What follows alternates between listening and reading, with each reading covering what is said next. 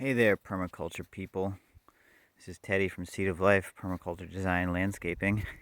And I'm here at the original site of my first permaculture work. This is near Belfast, and I was tasked originally to deal with lots of broken wood and scattered rocks from clearing and excavation for, infrastructure for this house. And so, with all that debris, I decided to make hugel beds and line them with rocks. Kind of get all that tree matter organized, put in trenches, tightly packed, with the layers of different organic matter, leaves and twigs and ferns and grass and everything around here that could be used, layered up into these beds. That was in 2014, so they're 7 years old now, and they've got trees planted on them that were planted, I think maybe a couple years after they were built. So they're probably 5 years old, and they should be fruiting pretty soon. I think there's apple, pear, peach, cherry. I don't know if there's peach, but yeah, it was a while ago, and only a few of them have their tags anymore. But it looks like everything survived and is growing well, and needs some pruning. They had a little bit of the caterpillar damage, but we cut all that off and got rid of it. But yeah, these were the first. This is the first hugel bed right here that I made for work, and it was pretty big. It's 30 some odd feet long, and there was veggies in it. There's a lot of wildlife pressure. I actually followed a fawn around in the woods here one time that looked lost until I saw the mother, so that was pretty cool. I left him alone, but yeah, these beds have been rotting down. They were quite a bit moundier, obviously, when they were built, and you can see this one still has some wood that's popping out on the ridge now. It's sunk and settled, but this wood is, I guess, bigger or not as rotten as other bits.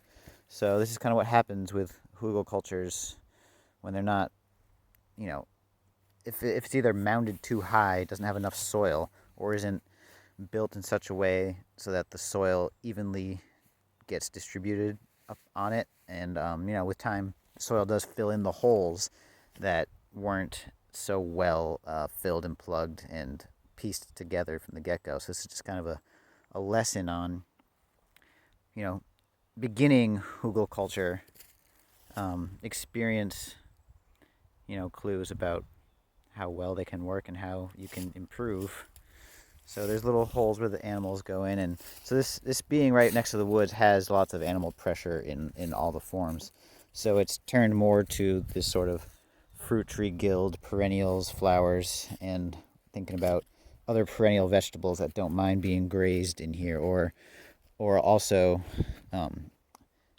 letting vegetables go to seed if they survive. So having little naturalized patches of greens and obviously perennial herbs and other plants that germinate well from seed, just left alone.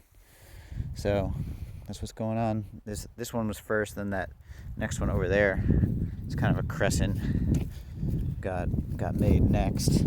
This has the really big cherry looking tree. So it should be fruiting. It's bigger around than my arm. So similar thing, this sunk down a lot. Looks like a lot of ground cover perennial plants have taken residence. This one went down a lot. It's almost flat over here. I think this one had a more homogeneous feedstock of hugelwood. I think it was like several birches, so they're all kind of the same texture and size, and rotted faster than maybe some of the wood that's in that one. But yeah, it dug down a little bit, and it's nice, pretty sandy soil just because that's what was here, but nice, loamy, loose, rich, good smelling soil going on. And this is the last one I did, and this was, they're all pretty similar in size, I guess, total mass wise. That first one's long. This one's really bulky though, and wide, and yeah, it's next to this other apple tree that was already here. Yeah, and looks like some chokeberry seedlings were added by somebody else. There have been other people working here since I initially installed all these. these 3 first Hugels. I did that all in, yeah, all in 1 year, I'm pretty sure. Or this last one might have come the year after the first 2.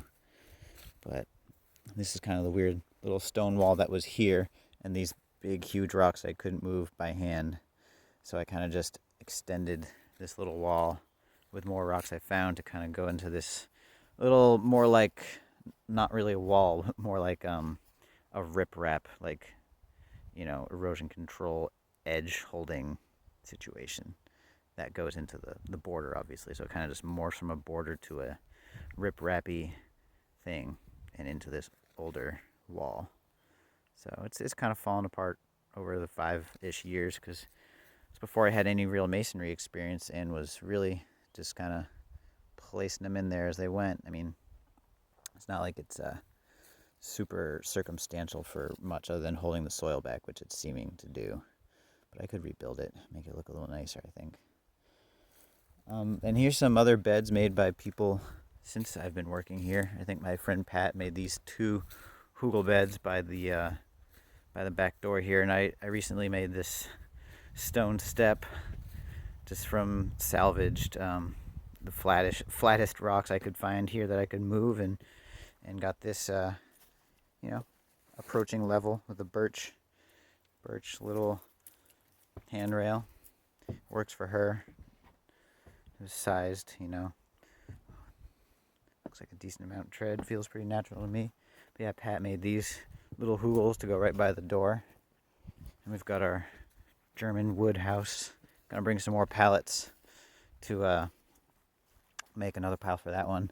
So this is the last Hugel I was working on, like, in the winter, and then I went to Asheville, and it never got finished, and I think it doesn't want to be finished. It's sort of an example of a Hugel in process that continually gets things thrown on. So it's sort of like a woody compost windrow, which is kind of what a Hugelkultur is, except it's usually just all done at once. This is like the continual feed version. It's got all these plant cuttings and weeds and leaves and ash and char. And, it's going to just break down just like the other ones, except it's got more exposure to air, and it's a little, it's just a in process, a continuous Hugel adding compost kind of dump, biomass dump. But it's obviously going to make nice soil for whatever ends up growing there. And here's one. This was the last one I made here, and I made this with Pat. And it's got the really squiggly profile and the pretty big rocks, and I just added wood chips around it. And I think we're going to try to get some Stropharia stem butts to colonize in the chips here. And I'm probably going to end up, I'm assuming, mulch around all the perimeters of the Hugels, just everywhere where there's been mulch paths, to give another application, because it's been some years. But try to establish a colony of Stropharia that weaves its way through and around all the borders as a sort of perimeter path, occupying the shady, sort of depressed, moist places. So that's a little update of, where I started my permaculture work journey, where it's at now, and some thoughts about what'll happen next. All right. See you next time.